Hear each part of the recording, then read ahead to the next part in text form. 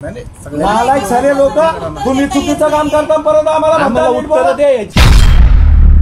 2 minute माणसाला 1 महिना जरी टॅक्स भरायला उशीर झाला, महिन्याला 2% व्याज आहे, म्हणजे वर्षाला 24%। अहो आम्ही त्याला नाही म्हणत नाहीये, वेगळं काहीच केलं नाही। अहो आम्ही त्याला नाही म्हणत नाहीये, परंतु मला तुम्ही सांगा, आज जो टॅक्स वाढवलाय तुम्ही, एक साइडला म्हणताय की तुम्ही भाड्यावर आधारित कर तुम्ही आकारताय आणि दुसरीकडे तुम्ही मूल्यावर आधारित कशावर करयोग्य मूल्य, हा ना, मग भाड्यावर आधारितच घसारा वजा जातो। अहो पण आहे ना सर, तुम्हाला माहितीये का आता तुम्ही दरवर्षी 10% वाढवणार आहे पुढच्या 4 वर्षात, दरवर्षी 10% वाढवणार आहे ना, मासिक भाडेवाढ। हो बरोबर आहे ना, मग 4 वर्ष किती आले?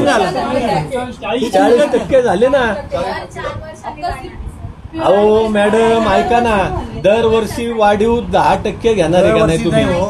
अहो 4 वर्षात 4 वर्षाला मिळून आहे ना। ऐका ना, आता 4,000 रुपये वाढले असेल एखाद्याचे, त्याला 4 वर्षात 16,000 रुपये भरायला लागणार आहे का नाही? बरोबर आहे ना, मग किती टक्के वाढ झाली? वाढला, किती टक्के वाढला? नाही त्या वर्षासाठी कसं बावळा सारखं बोलता तुम्ही राव? आम्हाला ना तुम्ही करू नका, लोक झाले। हो तुम्ही पण व्यवस्थित बोलायचा, आम्ही विचारतो आम्ही बोलतो, जास्त बोलते का तू? हो जाऊ द्या, तुमच्या कामगाराला नीट सांगा, नाही तर डोक्या उभे करील मी। नालायक सारे लोक तुम्ही चुकीचं काम करता, परत आम्हाला उत्तर द्यायची।